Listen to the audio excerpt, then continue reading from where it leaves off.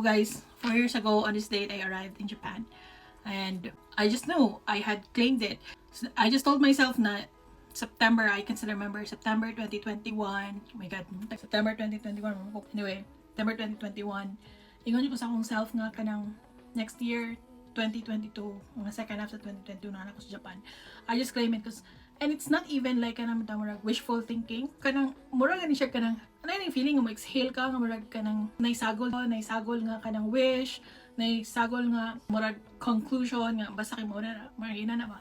But although napagay po yung mga doubts if it's going to happen for me, pero mas dako itong murag resignation, na eksakto nga term siguro na murag resignation na next year 2022 na ako sa Japan.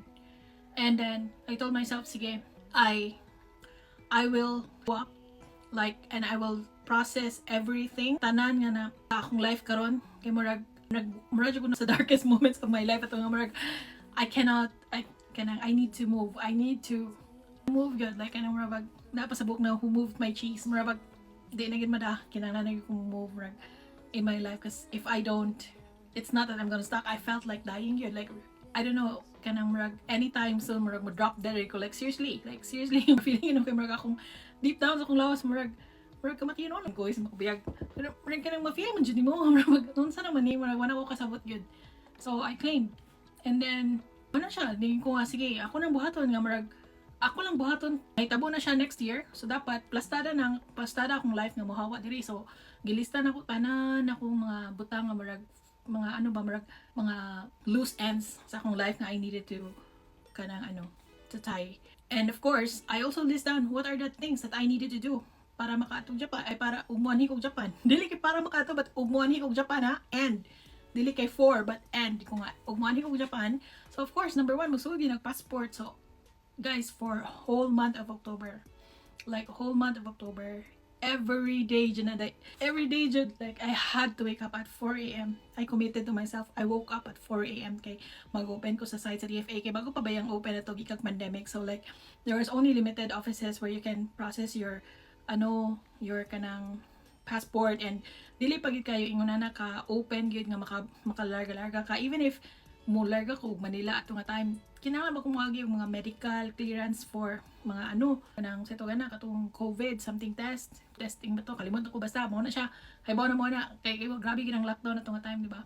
So every day ko naga-check sa website for a schedule, and then wala gyud like until such time, I think it was around the 3rd or 4th week nga murag sa kakapoy na gyud siguro to guys, kay grabe gyud ako akong lifestyle to is every day kanang dapat every day before 6 a.m. dapat nakasakay na ko sa highway sa Hubay, Liloan.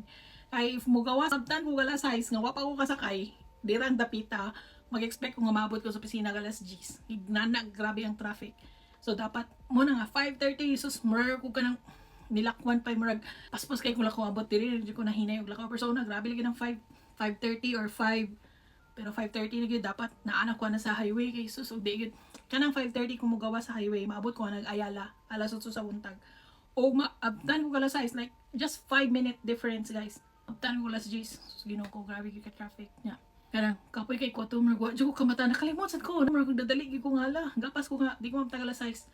And then ang akong tigsakyan na to is timing man to nga time is daan mga series bus ba mo pasakay na sila gikagililuan. So may ang ganahan kay kanang lahos na ngadto sa Mabolo Ayala kana sa may Andox. So naka-realize ko na ano sa kanang Mandawi Basak nga my God, wala man ko ka check sa DFA sa Murad ko nagkuyaw-kuyaw so la perti gina ko check adi na gid sa Basak pa day naa ko sa highway unahan pa sa highway kung hapit na sa Mabolo ko. Oh my God, ko naka-realize unya unsa man ako guys diha man jud opening sa slot guys dili jud ko nakabalis ko kay may bag ka na mga basa to, di ba?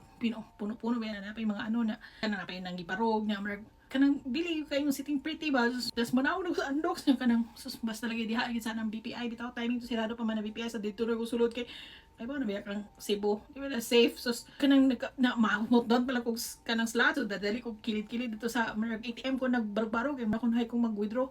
La, pwede na kong slot unya saman nga wa ko kay ba kinanglan din ako akong passport nga pasta yun nga ang pag dito is sa Cebu na biya gid tay DFA natoy para sa katong nay kanang SM nga kalimot ko kanang SMC side na ato supposedly pero nahutdan sila slots So ang available na lang isang SM1 dito sa Manila, or kung go bahala mo lop kung kinahanglan ako ning luparon ako ni adto kog Manila kay para magpa-renew ko og passport unya mao ta siya kanang grabe na jud yung pagtanong ko, oh my god, kinahanglan ako passport. Sus, nagkabuang na jud ko, nawag pa ko sa akong kanang sister-in-law. May ganig akong sister-in-law kay natubag po siya dayon Ginoo ko. Kay sayo pa bitas bunta ko nga, nagpaligog ko sa akong passport. Asa man yung passport niya, nangukay pa siya sa passport. Paligog gay ko sa akong number sa akong passport nginana niya. Ang ako pa yung credit card kay kanang wala na ko bili na sa akong credit card kay kana lagi nakautang na ta, so ko nga undangan na natog dala na tong credit card or dito mag-swipe.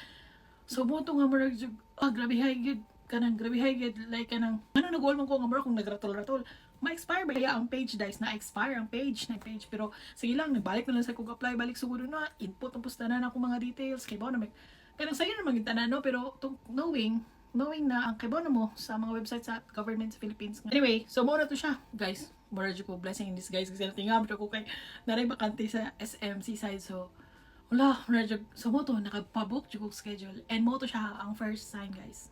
Task history, no? Pero mo gito siya first sign nga atong gi-claim is it's going nga it will be for me. Nga magito siya for me.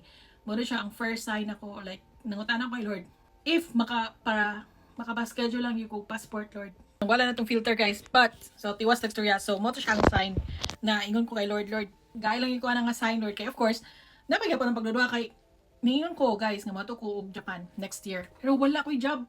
Ako nang apply og job na guys.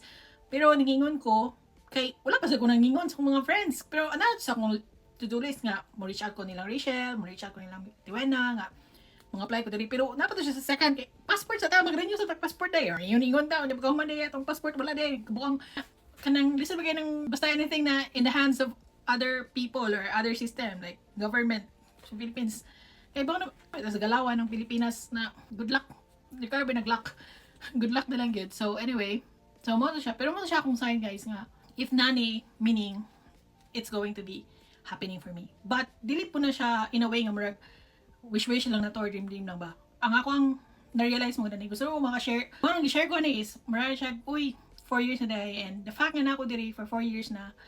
And kato siya nga, buta nga akong gi-claim is, nahitabog yun, is, ang lesson ginana is, dili lang ni para sa inyo guys, but more or less like, just I want to share this story because I also felt reminded ba nga, kasagaran yun, and if I look back into my life, kasagaran yun yung mabutang nga akong yung desire is, I was not ready.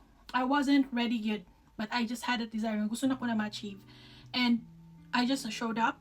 I just, bisan dili ko ready, bisan nung I wasn't even skilled. Dagan kay kong butang sa akong life nga kanang gusto na ko na, pero kay ba ko nga, I don't have the skills to be that, pero mo na siya, but I know there is, no, kung kaya na ko ni effortan, kung kaya na ko ni Tagalog effort, ganun, di man ako ma-achieve.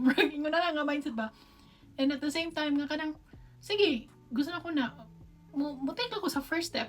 So maybe ba, dagan kay butang sa tong life, hindi ko makaingon nga kanang, inani po always, dagan kay ko butang, God, kaya dagan kay butang sa akong life, nga nakakos pangandoy, even now, napigapoy dagan nga sa akong bucket list nga murag naranas pangandoy ka na ganahan ko pero murag wala ako nag-take sa first step. Pero ang mga butang yun nga akong gi-claim and nag-show up ko regardless if I'm ready or not. Wala, hindi you ready. And in fact, napad ko fear. Kana bang daghan ko mga kahadlok na yung mga daghang kayong pagduluha, but sige lang, kanang walking makayong bitaw ko nga mag-struggle ko sa ubang tao mga they can kay di ba ko sa business dapat magplano ka 3 years, quarterly, 3 years, 5 years, 10 years kanang long-term planning. Pero makaingon jud ko for majority of my life if kamara ko kanang di ko makaingon nga clear sa ko ang future para na ko murag everything is kanang unclear. But for those things that I really wanted, I just showed up and I just took the first step.